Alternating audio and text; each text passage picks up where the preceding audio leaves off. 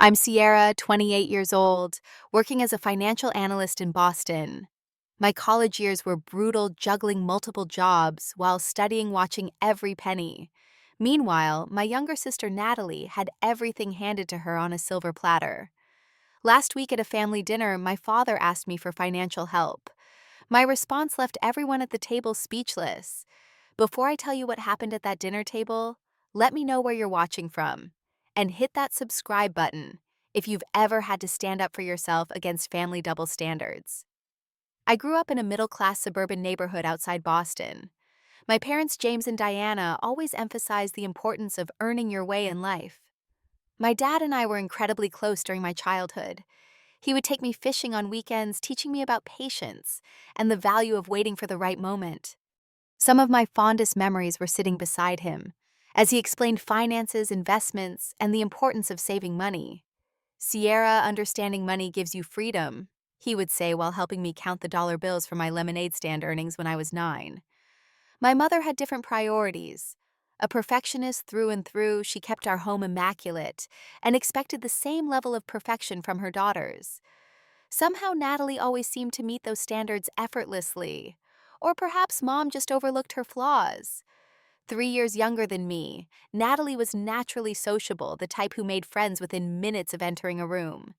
She performed adequately in school, maintaining B's and occasional C's, while I pushed myself to excel academically. Whenever Natalie forgot homework or missed a deadline, our parents, especially mom, would swoop in to help. When I once asked for help with a science project after struggling for days, Dad reminded me that figuring things out yourself builds character. I took his words to heart and doubled my efforts, believing that self-reliance would make my parents proud. During high school, I maintained a 4.0 GPA, participated in debate club, volunteered at a local shelter, and worked part-time at the library. By senior year, I was named valedictorian, earning several scholarship offers to state universities. However, my dream was attending Northeastern University for their prestigious business program. Their alumni network and internship opportunities were unmatched in the region. The family dynamics grew increasingly strained as I approached college age. Natalie was entering her rebellious teenage phase, demanding expensive clothes and electronics that our parents surprisingly provided after minimal resistance. Meanwhile, I carefully saved my paychecks and applied for every scholarship opportunity available. When my acceptance letter from Northeastern arrived, I was ecstatic. The partial scholarship they offered would cover about 30% of the tuition. Based on previous conversations where my parents had mentioned college funds and their pride in my academic achievements, I naturally expected their financial support for the remainder. Dad had even toured the campus with me the previous fall, seemingly impressed by the facilities and program offerings. "This could be a great fit for you, Sierra," he had said, nodding approvingly as we walked through the business building. I remember sitting at my desk that night, after receiving the acceptance, calculating costs and planning my college years with excitement and hope. The path to my future seemed clear and promising. I had no idea that everything was about to change. The dinner conversation that shattered my expectations happened on a warm May evening just weeks before high school graduation. Mom had prepared lasagna, my favorite meal, which should have been my first clue. Something significant was about to happen. The family rarely indulged my preferences without occasion. After serving dessert, Dad cleared his throat and folded his hands on the table, a gesture I recognized from previous serious discussions. "Sierra, your mother and I need to discuss your college plans." He began, his voice formal in a way that immediately sent warning signals through my body. I straightened in my chair, fork suspended midair. "Sure, what about them? I was thinking I could work part-time on campus to cover some personal expenses." Dad exchanged a quick glance with Mom before continuing. "We've decided not to provide financial support for your education." The words hung in the air like smoke. I waited for additional explanation, perhaps conditions or alternatives, but he simply continued eating his cheesecake. "I don't understand." I finally managed, my voice barely audible. "I thought we had a college fund. You and Mom both went to college with your parents' help." Dad put down his fork and launched into what felt like a prepared speech about independence and character building.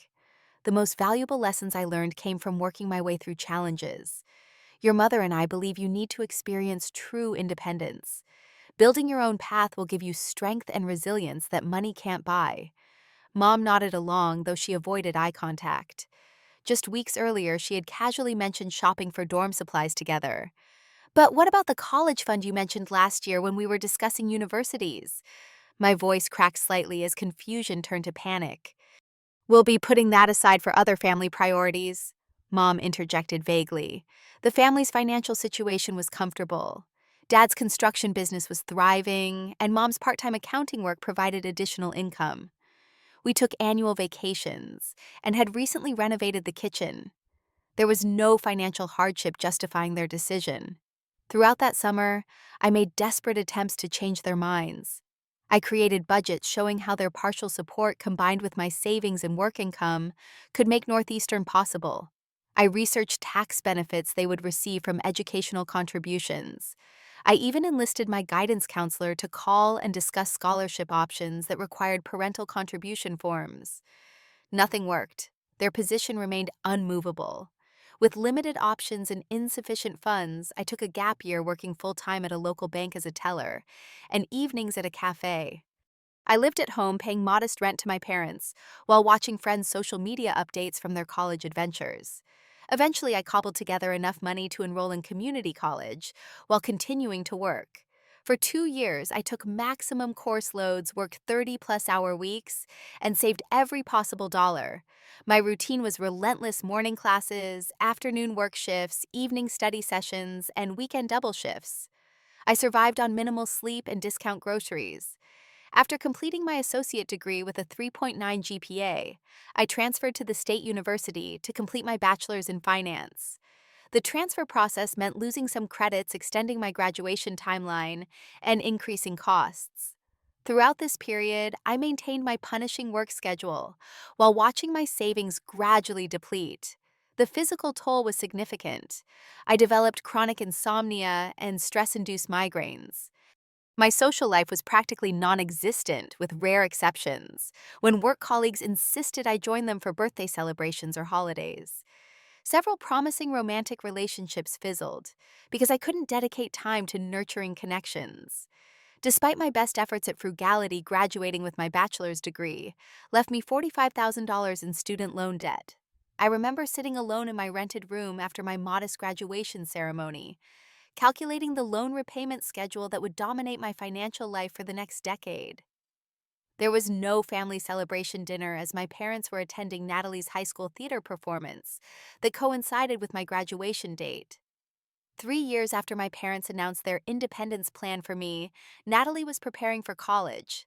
I was still struggling through my transferred credits at State University, working multiple jobs and living in a cramped apartment with 3 roommates. One Sunday afternoon, I stopped by my parents' house to drop off some mail that had been mistakenly sent to my old address. As I approached the kitchen, I overheard them discussing Natalie's college options. The tuition is steep, but Westlake University has exactly the creative arts program she wants, Mom was saying enthusiastically. We can manage it, Dad replied confidently. The college fund has grown nicely, and with the business doing well, we can cover the full ride for her. She should focus on her studies and the college experience without worrying about finances. I froze in the hallway, their words hitting me like physical blows. College fund, full ride. No worries about finances.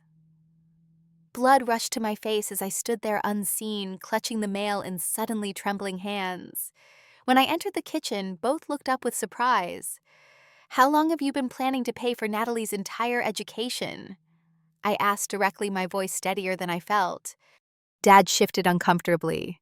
Sierra, our financial situation is different now than it was when you started college. Different how business was booming when I graduated high school. You just renovated the kitchen that year. Mom intervened with a dismissive wave. You were always more independent, Sierra. Natalie needs more support to thrive. You're doing fine on your own, just as we knew you would.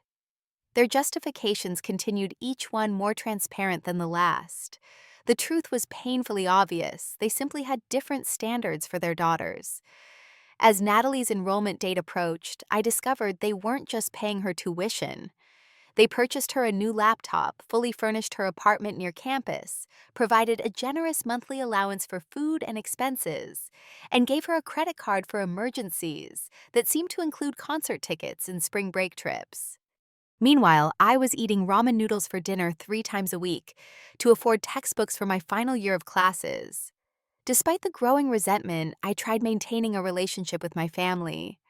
During holiday gatherings, I listened politely as relatives asked Natalie about her exciting college experience, while briefly acknowledging my academic achievements with passing comments like, "Sierra's always been the responsible one."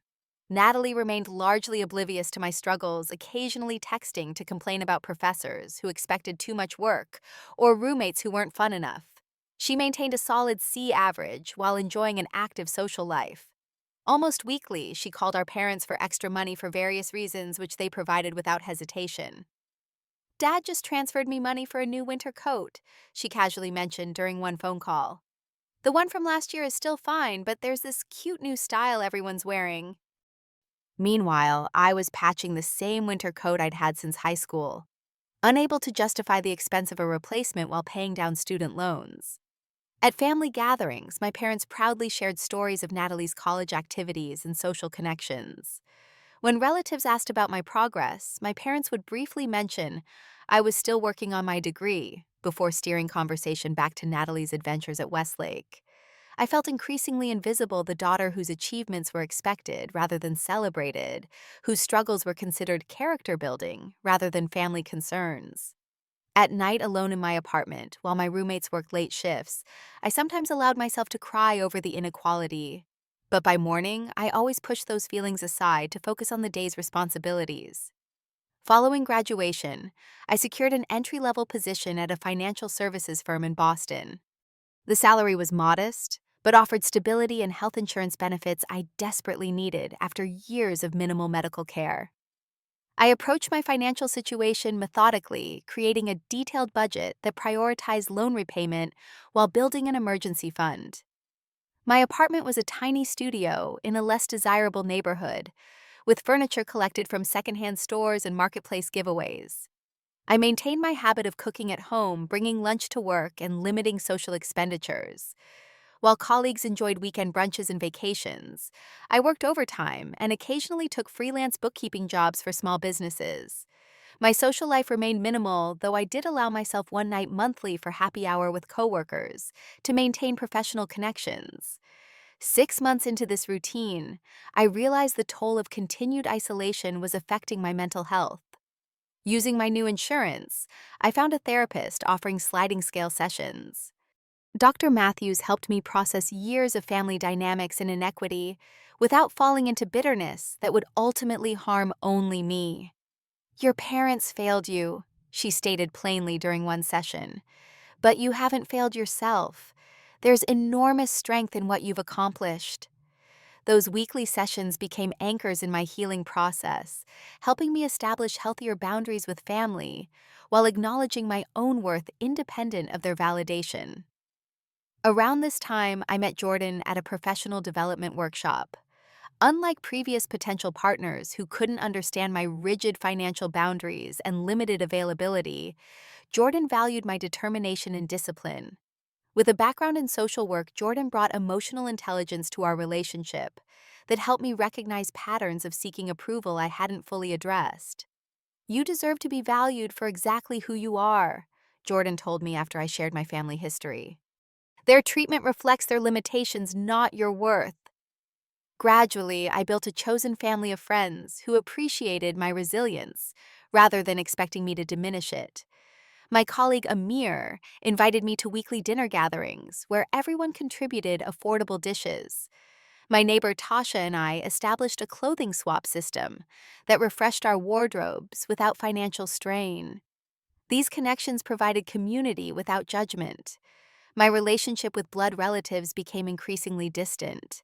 I called my parents monthly out of obligation, kept conversations brief and impersonal, and limited holiday visits to single-day appearances rather than extended stays.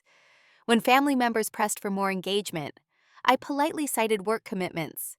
Natalie graduated with her creative arts degree, but struggled to find employment in her field. According to our occasional text exchanges, she moved back home temporarily while seeking opportunities. That temporary arrangement extended beyond a year, during which our parents continued supporting her financially, while she worked part-time at a local gallery that paid barely above minimum wage. Meanwhile, I focused on advancing professionally. I completed additional certifications through night courses, volunteered for challenging projects at work, and built relationships with mentors in my industry. These efforts resulted in 2 promotions within 3 years, significantly increasing my income and career prospects. Each loan payment and career advancement became a small victory in establishing self-reliance. The growing distance from my family created space for genuine self-discovery. Without their definitions and expectations, I found freedom to determine my own values and priorities. Though the lingering hurt of unequal treatment never fully disappeared, I discovered unexpected strength in navigating life without the safety net others took for granted. When colleagues complained about parental expectations, I recognized my hard-won independence as both wound and asset. 5 years after graduation, I had established myself firmly in my career and paid down 2/3 of my student loans. Jordan and I had moved in together, sharing a comfortable apartment and discussing long-term plans, including potential homeownership. I had recently been promoted to senior financial analyst and was building a solid reputation in my field. The unexpected call from my mother came on a Tuesday evening as Jordan and I were preparing dinner. Seeing her name on my caller ID was unusual enough to create immediate concern. "Sierra," she began, without greeting, her voice tight with tension. "We need you to come to dinner this Saturday. There are some family matters we need to discuss." When I pressed for details, she offered only vague references to difficulties and insisted the conversation needed to happen in person. Against my better judgment, and despite Jordan's concerned expression, I agreed to attend. The atmosphere at my childhood home was unmistakably tense when I arrived. Dad looked noticeably older, with new creases around his eyes and gray hair he hadn't bothered to color. Mom maintained her polished appearance, but couldn't disguise the nervous energy in her movements as she served dinner. Natalie was still living at home at 25, having cycled through 3 different jobs since graduation. She greeted me with surface enthusiasm that barely masked her own anxiety about the evening's purpose. We engaged in uncomfortable small talk throughout the appetizer and main course. Mom asked perfunctory questions about my job while Dad commented on sports teams neither of us actually followed. Natalie dominated conversation with stories about her latest job at a marketing firm where she felt underutilized and underappreciated. Finally, as Mom served coffee and pie, Dad cleared his throat and addressed the reason for our gathering. "The economy has hit my business hard this year." He began, staring into his coffee rather than meeting my eyes. "The Westridge development project fell through after we'd already invested significantly in materials and labor. Then the Parkview contract was suddenly canceled." He detailed a series of financial setbacks that had created substantial debt for his once thriving construction company. The recession had impacted commercial construction dramatically, and several clients had defaulted on payments for completed work. "We're facing possible bankruptcy," he admitted, his voice dropping to nearly a whisper. "The house has 2 mortgages against it now, and we've depleted our savings trying to keep the business afloat." "What Dad is trying to say," Mom interjected when he faltered, "is that we need help." The request, when it finally came, was stunning in both its magnitude and presumption. "We need a loan of $50,000 to prevent bankruptcy proceedings," Dad stated, finally looking directly at me. "You're good with money, always have been. Your mother tells me you received another promotion recently. We'd pay it back once the business recovers." The room fell silent as I processed his words. $50,000 represented the majority of my savings, carefully accumulated over years of disciplined living. It was the down payment for the home Jordan and I had been discussing, the security I had built, without any help from the very people now asking for it. "Of course Sierra will help," Natalie said into the silence, as though my agreement was a foregone conclusion. "Family helps family. That's what you always taught us, right, Dad?" Mom nodded earnestly. "We wouldn't ask if it wasn't absolutely necessary, sweetheart." I sat perfectly still, memories cascading through my mind. Late nights working double shifts while completing assignments. The apartment with unreliable heating where I lived during junior year because it was all I could afford. The graduation ceremony I attended alone because they had prioritized Natalie's high school play. The tens of thousands in debt I had shouldered alone. The weight of everyone's expectation pressed against me as they waited for my answer. No. The single word hung in the air between us. My mother's coffee cup froze halfway to her lips, and my father's expression shifted from expectation to confusion. "What do you mean, no?" he asked, as though he might have misheard. I set my napkin beside my plate and folded my hands in my lap to keep them from trembling. "I mean, I won't be giving you $50,000. "But we're family," my mother interjected, her voice rising slightly. "We need help." "Family." I repeated the word slowly, testing its weight. Let me tell you about family from my perspective. For the first time, I recounted my college experience in full detail, not the sanitized version I had presented in previous years. I described working 30-hour weeks while carrying full course loads. I detailed the physical exhaustion that led to illness I couldn't afford to treat properly. I explained the social isolation and missed opportunities. I revealed the exact amount of debt I had graduated with and the years of financial sacrifice required to address it. The night you told me you wouldn't help with my education, you said it was about building independence. I said, looking directly at my father. You claimed it would make me stronger, but 3 years later, you fully funded Natalie's education apartment and expenses without requiring any of that character building you prescribed for me. Natalie's eyes widened. They paid your tuition too, right? Just not the extra stuff. They didn't pay anything, I answered, still watching my father's increasingly uncomfortable expression. Not $1. That was different, my father said defensively.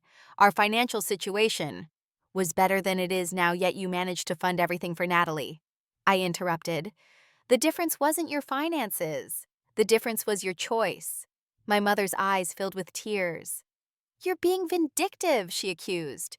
We always knew you resented your sister's relationship with us.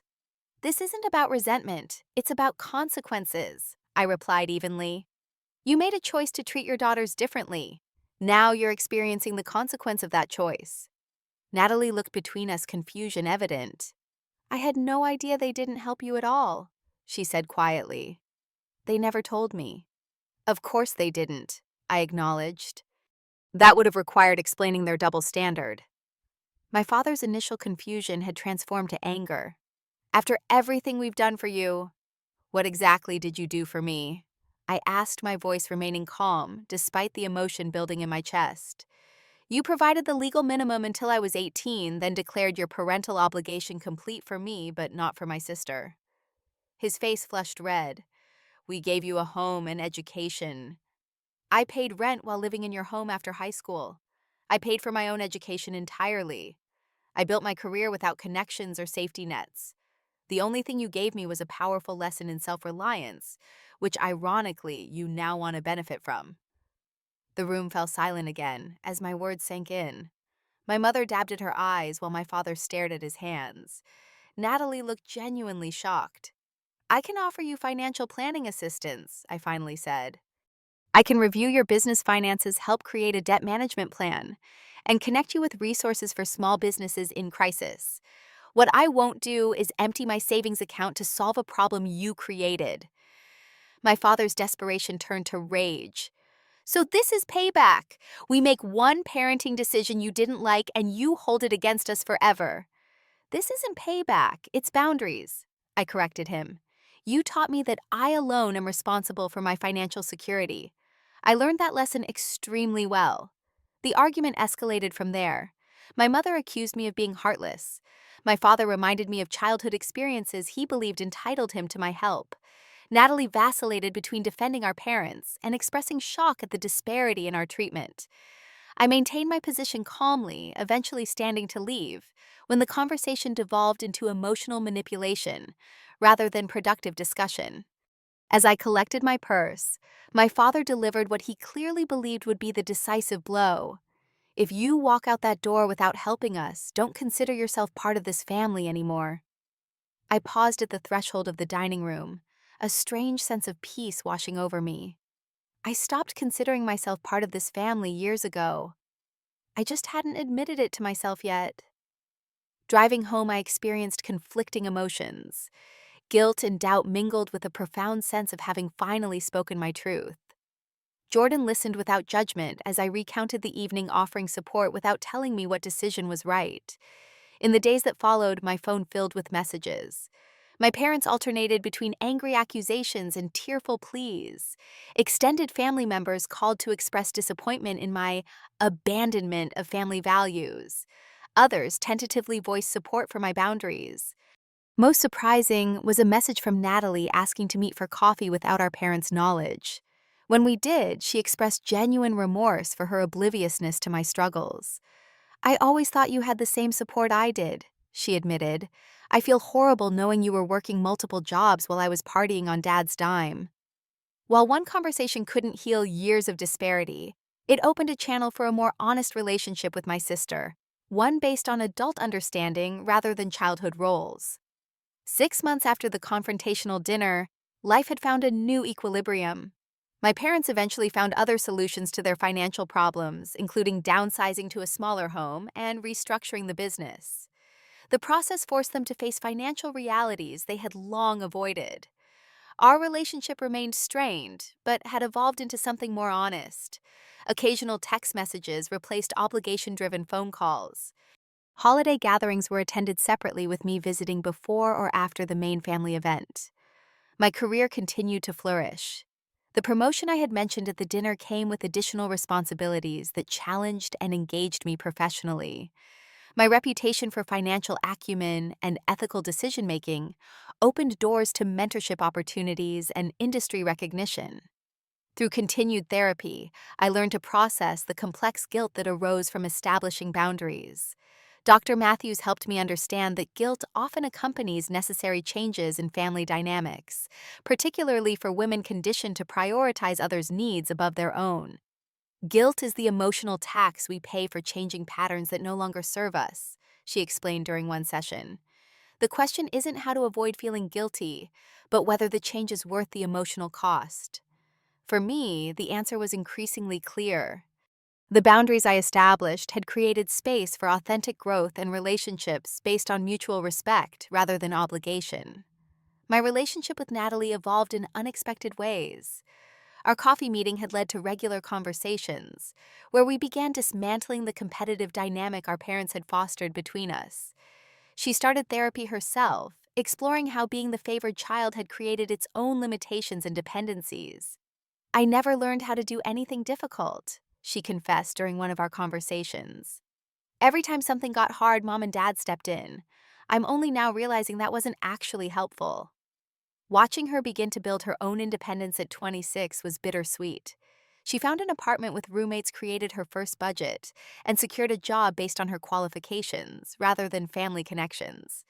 Each step she took towards self-sufficiency reinforced that my decision not to enable our parents' financial irresponsibility was ultimately right for everyone involved. Jordan and I moved forward with our plans, purchasing a modest home in a developing neighborhood outside Boston.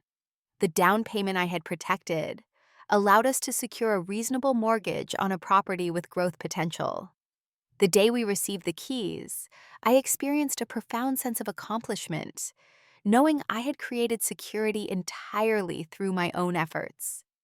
Through this journey, I came to understand that my parents were flawed humans, rather than the authorities I had once perceived them to be.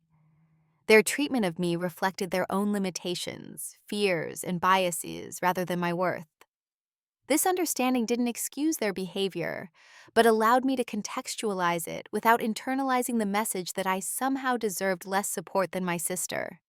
Most importantly, I recognized that the very hardship they had imposed had created my greatest strengths.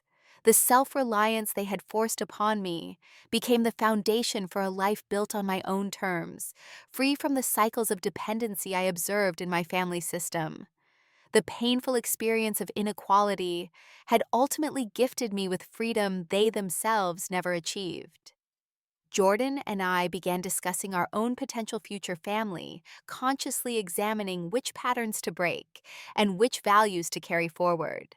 We committed to treating any children we might have with equal support and respect for their individual needs rather than arbitrary standards. The final communication from my father came in the form of a brief email acknowledging, if not apologizing, for the disparity in how he had treated his daughters. "I still believe in the value of independence," he wrote, "but I recognize now that teaching that lesson shouldn't have fallen entirely on your shoulders while Natalie received none of it. You've built a life to be proud of, Sierra." His words didn't heal all wounds, but they offered a small measure of validation I had long ago stopped seeking from him. The peace I found came not through forgetting the past, but by building a future that honored the strength forged through those difficult years.